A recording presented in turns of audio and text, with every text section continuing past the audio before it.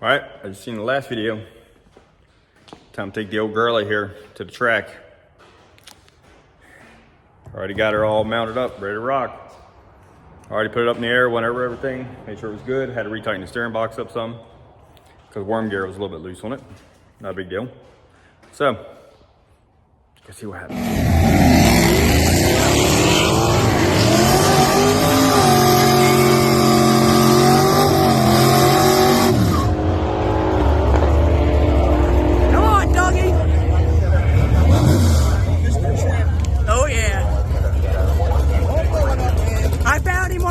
And we became friends.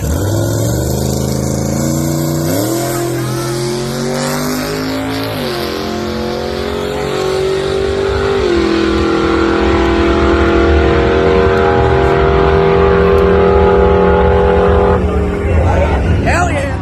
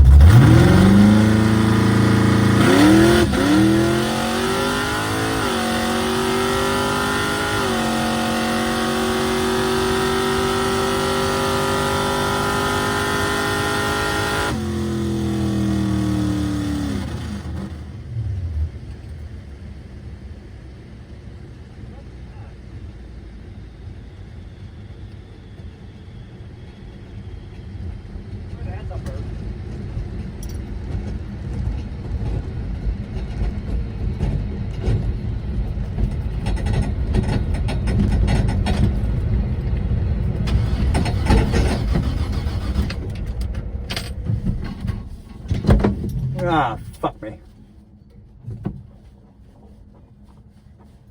I guess go see what happened there. Ugh. Shoot.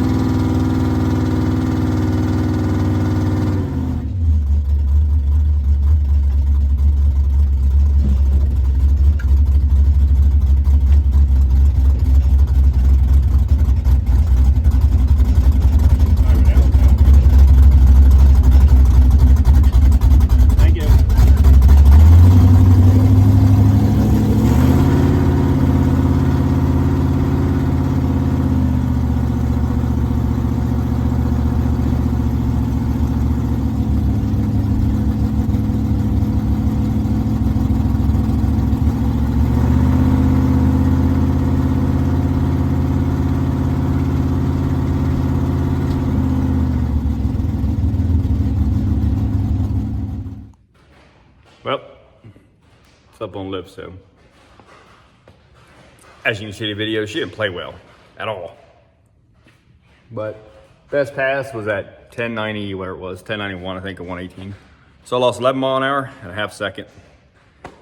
But the only thing I can figure is converter is a touch bit loose. Actually, probably a lot loose. I don't know, but I also see a little bit of a leak here now. Well, yeah, poopy.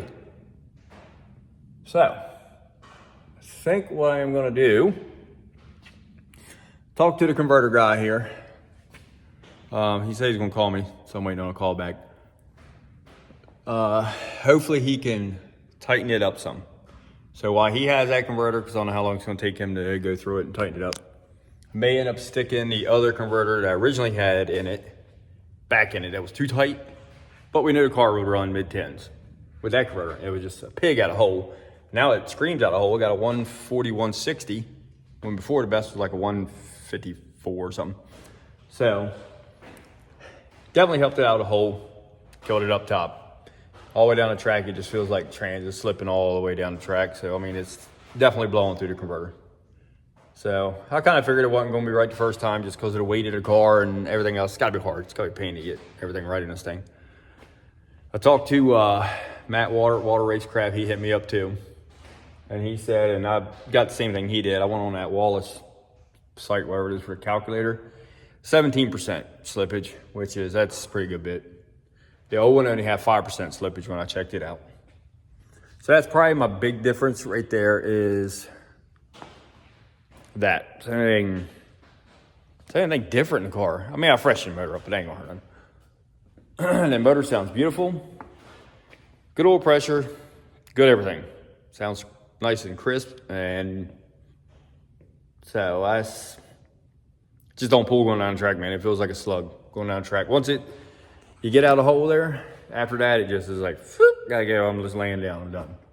Then it just lays, and it just seems like it's revving to the moon, and it's just not moving. So, definitely, I'm pretty sure converter slippage. I hope it ain't trans slipping. Hope not. I might drop a little bit of fluid out of it and see if it's burnt, got any metal or anything. But I'm 99.9% sure it's converter slip in this thing. It's causing the issue. Hope.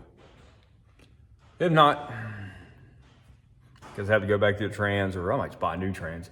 If I gotta go through trans again, yeah, I might just bite the bullet and just buy a new trans and put in this thing. But I'm really confident that it's the converter. Real confident that's what it is. So, not gonna get out of here tonight, I can tell you that, because cruising's coming up. And I'm not tearing this thing apart before cruising. So, what else? Yeah. Oh, the one right there where it stalled, you see that one? It was the, I'm thinking, it was the MSD wire from the box distributor, because that was the only thing I ended up touching. I had to click it together a little bit more. And as soon as I did that, it fired right up immediately. And I drove it home. So I'm pretty sure that was the issue. I mean, not unless it was a fluke, but it did start. Well, all right. I want to check the fluid in this thing, see if it's burnt looking, and just go over a couple things, get ready for cruising, get those tires off the back, put my radials back on. And I do have carpet for this thing too, over here. So I am going to put some carpet in this thing. I haven't got the shift boot or not yet to kind of dress it up, but I just got this right here. It's thin, real thin carpet. I got it off eBay. It was like 40 bucks. And it's like I don't know what that is. Maybe, I think it was 5 feet by 6 feet or something, which is plenty enough for the inside of this car. It's tiny. Alrighty. I'm gonna go over this thing for cruising. I have some footage from cruising too when we get down there. I'm just glad it didn't break, man. I had a couple test hits in, got to learn a couple things about it, see what works, not gonna work. Obviously, torque not gonna work, or trans, one two. So we'll figure that out, man. We'll get her back down there. I wanna see at 1040s again. Last year it was 1040s one time, and the rest of the time we kind of laid a rate 1050s, 1060s, probably pretty consistent. So But I would love to see a 40 out of this car. If I could get it to run on top like it's did before, but take off like it does now, it probably has 20s or 30s in it, man. But not the way that thing's slipping, it doesn't. Oh well. All right, well, let me get this thing ready, man. And like I said, next video, you'll see some footage of cruising. Hopefully I won't get pulled over this time. Until next time.